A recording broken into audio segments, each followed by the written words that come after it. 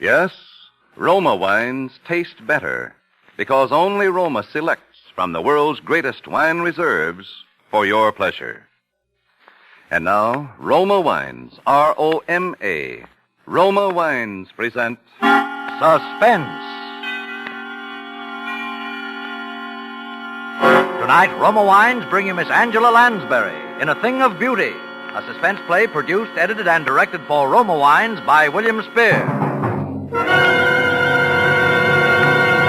Suspense, radio's outstanding theater of thrills, is presented for your enjoyment by Roma Wines. That's R-O-M-A, Roma Wines. Those better-tasting California wines enjoyed by more Americans than any other wine. For friendly entertaining, for delightful dining. Yes, right now a glassful would be very pleasant, as Roma Wines bring you Angela Lansbury in a remarkable tale of suspense.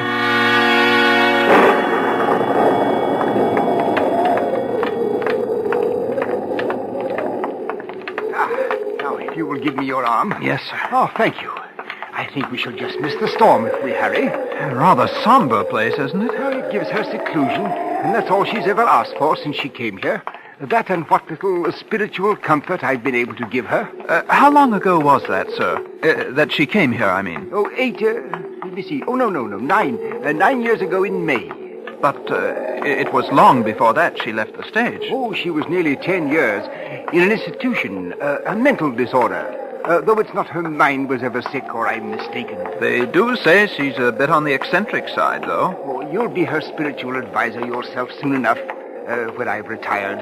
And I want you to meet her without prejudice. And one day I'll tell you what I know, which goodness knows is little enough, and what I have reason to believe, which is somewhat more. It seems we'll just about escape adventure. Yes. Oh, my. She lives completely alone? Oh, the one servant, that's all.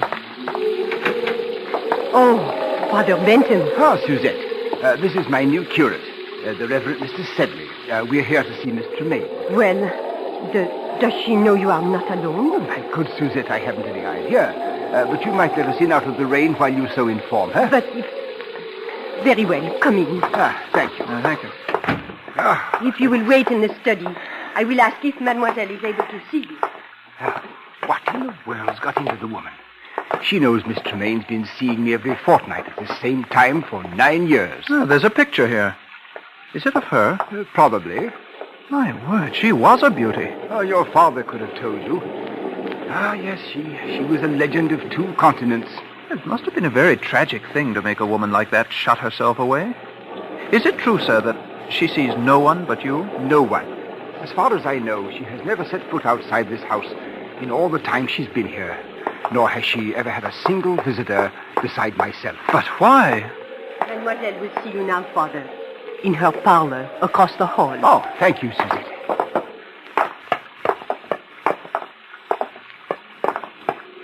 Father Benton.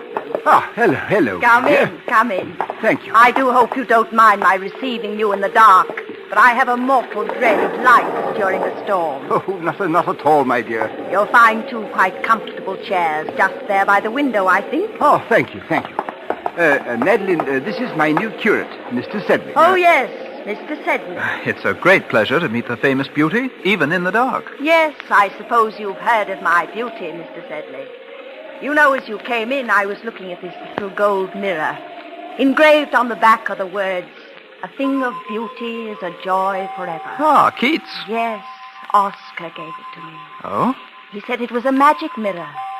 When you are very old, Madeline, he said, you will only have to look in it to see yourself as you are now, young and radiant and a joy forever. And I've believed ever since that Oscar was really something of a magician. Because you know it's true. Was that Oscar Wilde, Miss Tremaine? Yes, dear Oscar. Dear dead days. I suppose you've already heard of all the wild tales of my lurid past, Mr. Sedley? Oh, no, Miss Tremaine, I assure you I don't believe that Father Bentham has ever caught me in a very reminiscing mood, have you, Father? But since you will one day be vicar here, Mr. Sedley, perhaps it would be better if you heard the truth from me. Miss Tremaine, don't think Oh, the truth is wild enough. It all began, I suppose, when John Gaylord gave me my first speaking part. That was, too far ago to tell. My hair was a little darker. My voice was not quite as rich as it is now. A trifle more silvery, perhaps. John and Nell Garrett were the leads, and my part, well, it was one of those obscure little parts that no one pays any attention to until some obscure little actress comes along and makes the start of a career with it. It was then that I first experienced what will always be to me in all the range of human feelings, the supreme exultation when you hear the full, frenzied applause of an audience for you alone. Thank you.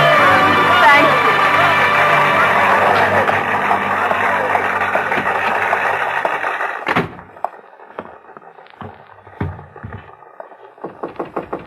Yes? Madeline, may I see you? Oh, come in, John.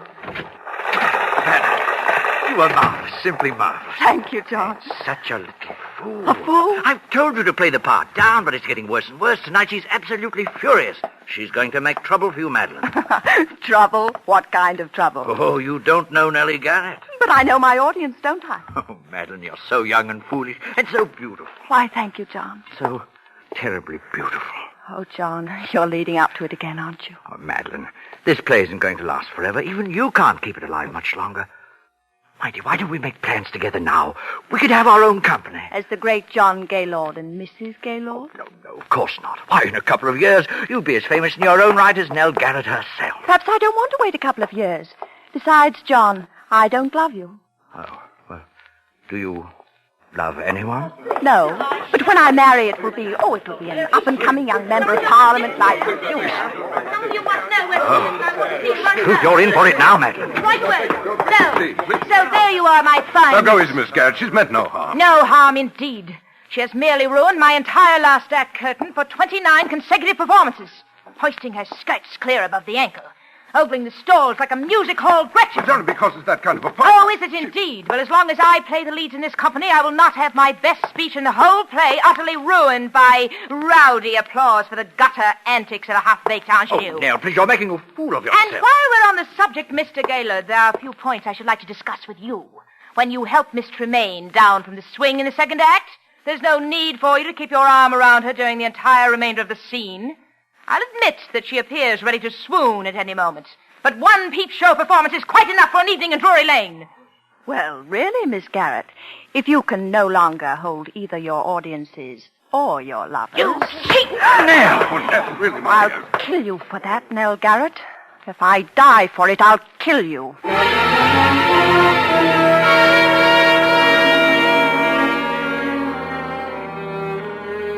I left the theater and walked aimlessly out into the night, my eyes blinded with tears.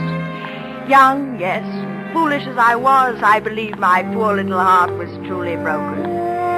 For I knew that Nell Garrett could ruin me with every theater manager in London, and I knew she would. How long I wandered through those misty streets, or where, or even what I did, I shall never know. But just as dawn was breaking, I found myself, by some odd twist of fate, passing by the lodgings of John Gaylord.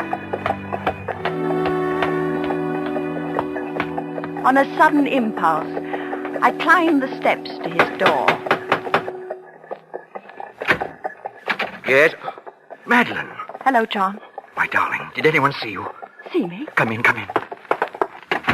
Where have you been? Oh, just walking. Good Lord. Alone? Yes, why? Don't you know? Yes, John, I'm afraid I do. My career... Your career. Oh, my poor child. John, what is it? Don't you know that Nell Garrett's been found dead with a knife in her back? Dead? Murdered. Oh, John. The police have been looking all over London for you. I've been expecting them here every moment. For me? Of course for you. But why? Madeline, last night you threatened to kill her in front of a dozen witnesses. Why wouldn't they be looking for you? Now, Madeline, listen to me now. Where did you go? What did you do? Didn't anyone see you? Didn't you talk to anyone? No. But you've got to tell them something. What can I tell them? Because if you don't, they'll... Yes, they'll hang you, Madeline. Oh, no. Please, Madeline, you've got to think. Try to remember something.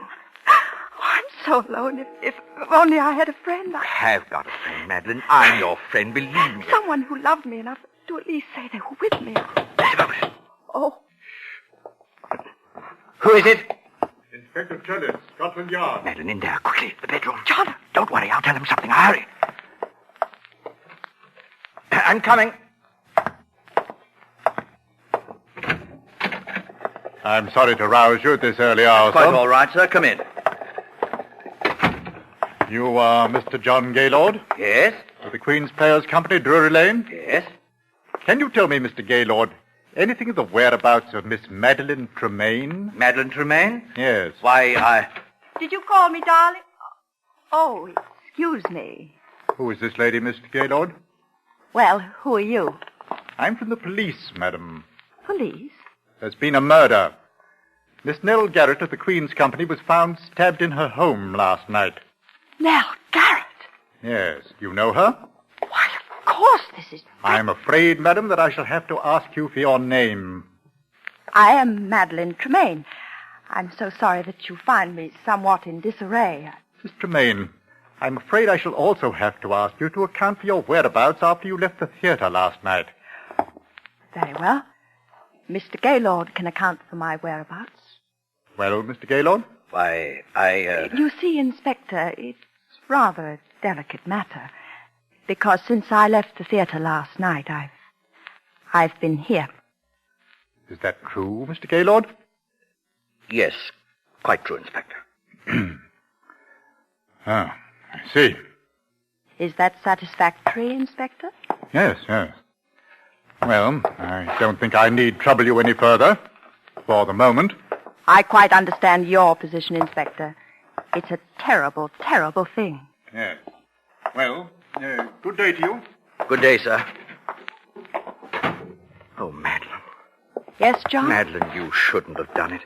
Why, they'll have the scandal all over every newspaper in the city. Well, a scandal is better than a hanging, isn't it? Oh, but there must have been some other way. Now they'll tear you to shreds. They won't have you in anything better than a music hall for the rest of your life. John, there won't be any scandal if... If what? John, it wasn't just my tiff with Nell Garrett that sent me wandering through the fog last night. I was thinking about something much more serious. What do you mean? I was thinking about what you said. What I had said? John, perhaps I don't really love you yet, but there's no one else. And you're the finest, kindest man I've ever known. Madeline. And now perhaps you saved my life. Oh, Madeline, I love you more than anything else in this world. But I wouldn't have you marry me for gratitude. I wouldn't marry any man for gratitude. Madeline, if I were to tell you that I wasn't here last night either, that I couldn't explain my whereabouts... Oh, I see. Would you still marry me? Yes, John, I will marry you.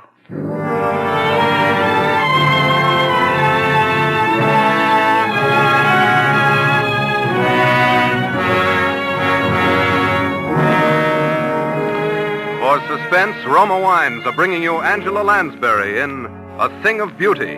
Roma Wines' presentation tonight in radio's outstanding theater of thrills, Suspense.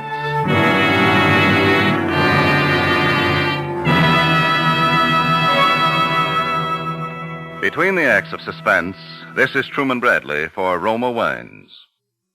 Whether you serve wine infrequently or often, enjoy the better taste of Roma Wines. Yes, Roma Wines give you more pleasure with every sip, or better 3 ways, in fuller bouquet, richer body, and better taste.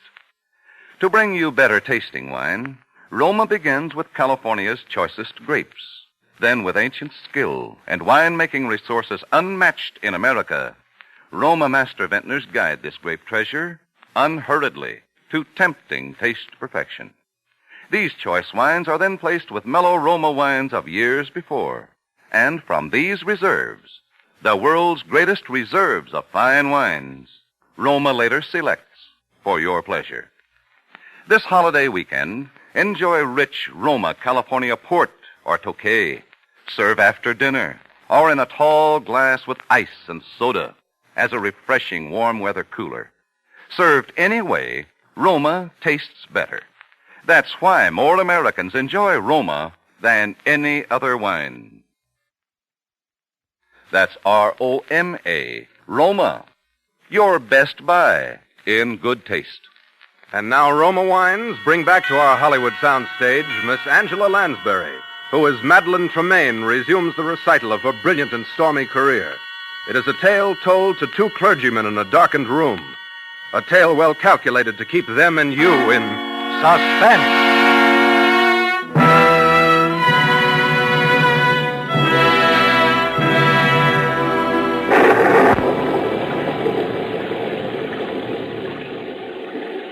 Shall I continue, gentlemen? Oh, yes. Please do, Miss Tremaine. It's most absorbing. Indeed it is. Really? I hope you don't mind the lights turned off. It's the storm.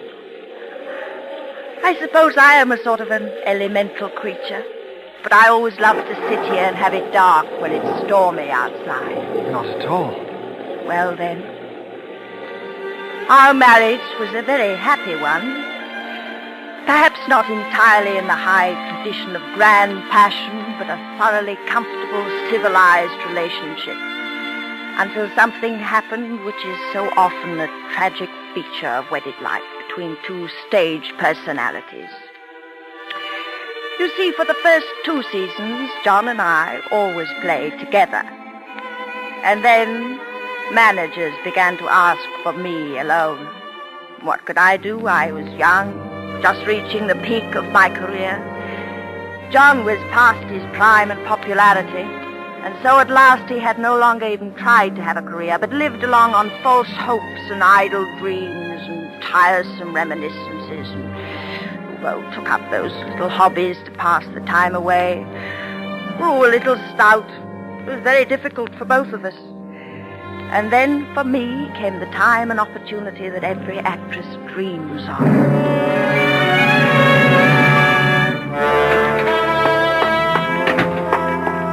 Mademoiselle. Hello, Suzette. I've got the most wonderful news. The most wonderful, wonderful news. That you, Madeline?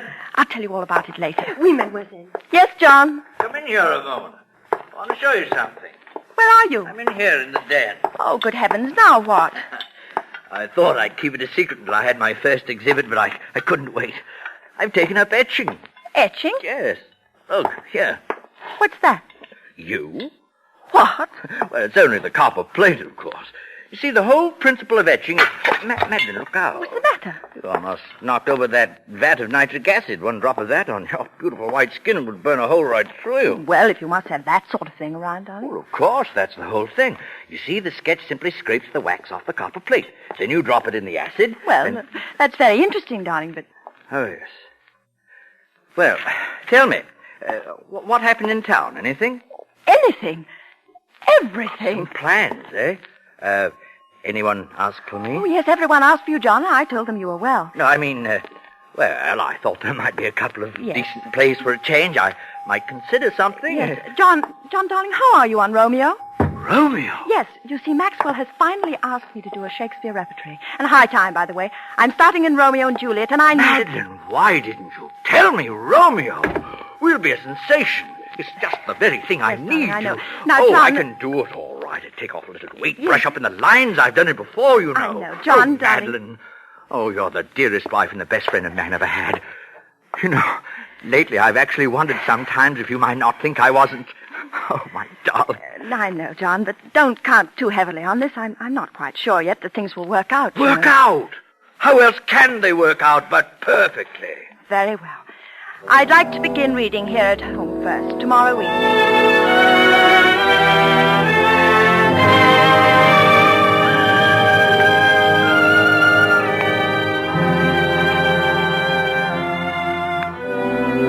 Now, shall we take it again from yet I should kill thee with much cherishing? Of course. No. Yet I should kill thee with too much cherishing.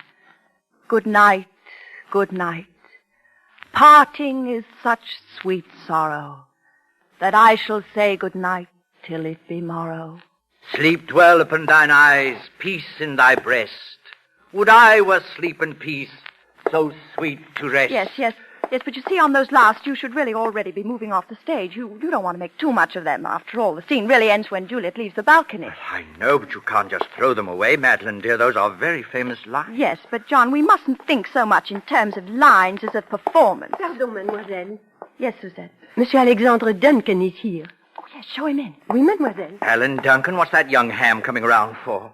Well, John, I've been meaning to tell Hello, you. Madeline. Hello, Alec. You know my husband? Oh, why, yes, of course. How do you do, Mr. Tremaine? The name is Gaylord. Oh, yes. Of course, Mr. Gaylord. Well, I say, aren't I the luckiest fellow in the world? Are you? John. To be playing Romeo opposite Madeline Tremaine? Oh, Madeline, when I got your cable, I could hardly believe it. I jumped on the boat without even packing a bag. Is something wrong? John, I've been trying to tell you, but I didn't want to hurt your feelings. If I've interrupted something... No, it's all right, Madeline. Alec. John, please don't make a scene. I had to have someone to rehearse with me until Alec got here, and I knew you wouldn't be the slightest help to me if you thought... Oh, Madeline. John, why must you make an issue of it? I've always known you were a thoughtless, selfish woman. But I never would have believed that you could do anything quite so vile. How dare you speak to me that way? You didn't really think that a man with a 40-inch waistline and a double chin could ever play Romeo, did you? Madeline, I say... Get out of here. Get out! Get out! Get out! I say... Oh, I have to go and apologize, I suppose.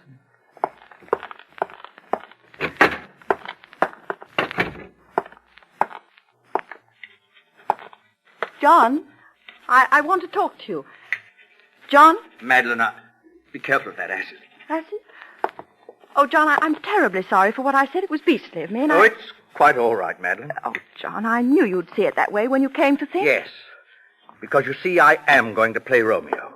Oh, really, John? Must we go through it all over again? Madeline, I've forgiven and forgotten a lot of things since we've been married. I pushed you out in front. I've given you the spotlight. And watched your regard for me become somewhat less than for your servant, if somewhat more than for your dog. John, now look here. But this, if only for my self-respect, I will not allow to dangle before my eyes the thing that I wanted most in all the world, except your beauty, that I gave it up for. The thing I've been wanting so much I didn't dare admit it to myself. And then to have you snatch it from me. No, Madeline, no. Waistlines and double chins can be concealed, but a mean spirit, never. This one thing you can do for me, and you will. John, really, you're being You see, a fool. I've always known that you married me to save your career and to keep my mouth shut. But there's one thing you haven't known. Where I was the night Nell Garrett was murdered. Where were you? I was at Nell Garrett's home. Well, that explains quite a number of things, doesn't it, John? Madeline, where did you get that gun? I always thought someday I might need one. Madeline! Don't come near me, John. Very well, John, I warned you. Oh, you monster! You beautiful, terrible monster!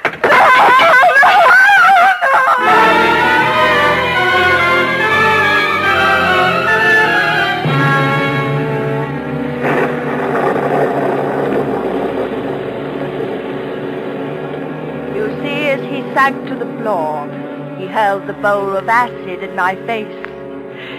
It was a frightful thing. Of course, it was self-defense. And I was never even brought to trial, particularly when I told that it was he who killed poor Nell Garrett. But I suffered a complete nervous collapse. I suppose I never really recovered. And yet Providence always seems kind to leave something to be thankful for, even in the worst of tragedies. Because, you know, not a single drop of acid ever touched me. I suppose if it had, I should be horribly disfigured to this day. Well, have I bored you, Mr. Sedley? Oh, no.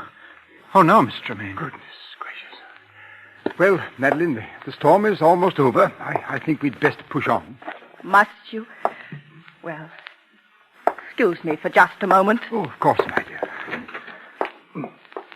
Oh, my word. The poor woman. Yes. I say, look here. What is it? This mirror.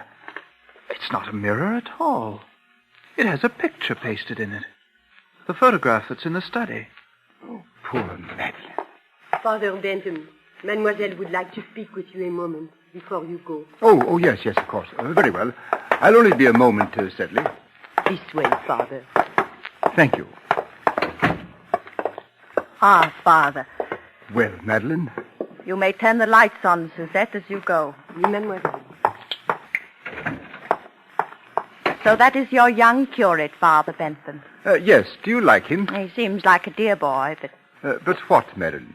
I'm afraid I can't see him again. Madeline, why? Well, I don't want to hurt his feelings, but it would not be the same.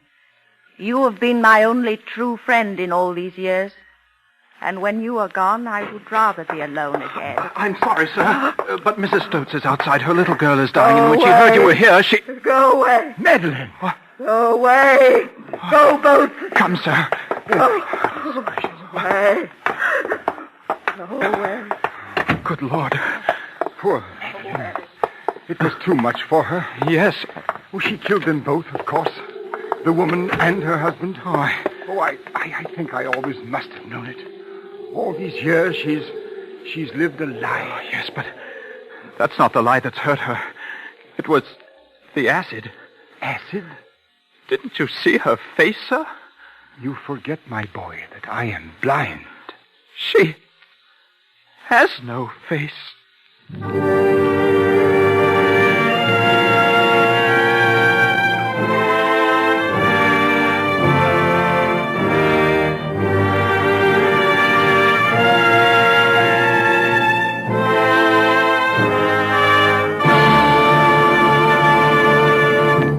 Suspense. Presented by Roma Wines. R-O-M-A, Roma, America's favorite wines. Before we hear again from Angela Lansbury, star of tonight's suspense play, this is Truman Bradley reminding you that in Roma Wine, you enjoy an important difference, an extra dividend of pleasure in fuller bouquet, richer body, and better taste. Yes, Roma wines taste better because Roma selects better tasting wines from the world's greatest wine reserves.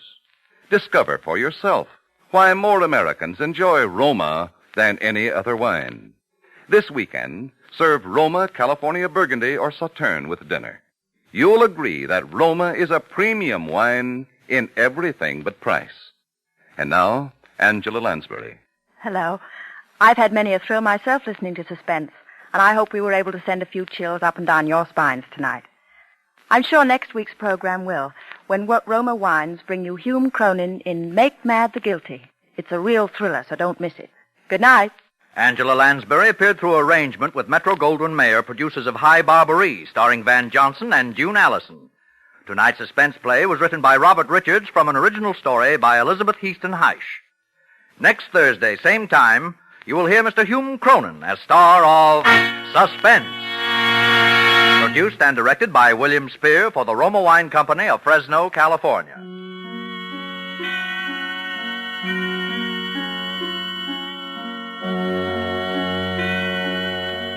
In the coming weeks, Suspense will present such stars as June Havoc, Vincent Price, Marcia Hunt, and others. Make it a point to listen each Thursday to Suspense, radio's outstanding theater of thrills.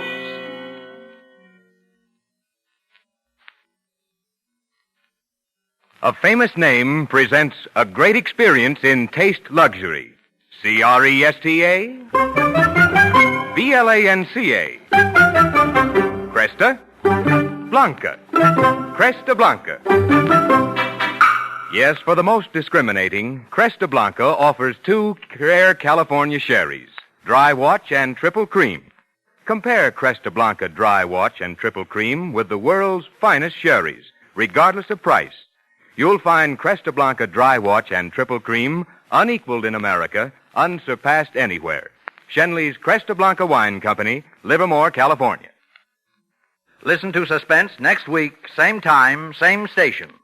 This is CBS, the Columbia Broadcasting System. You've been listening to the OTR Gold Network. Find more classic radio at otrgold.com.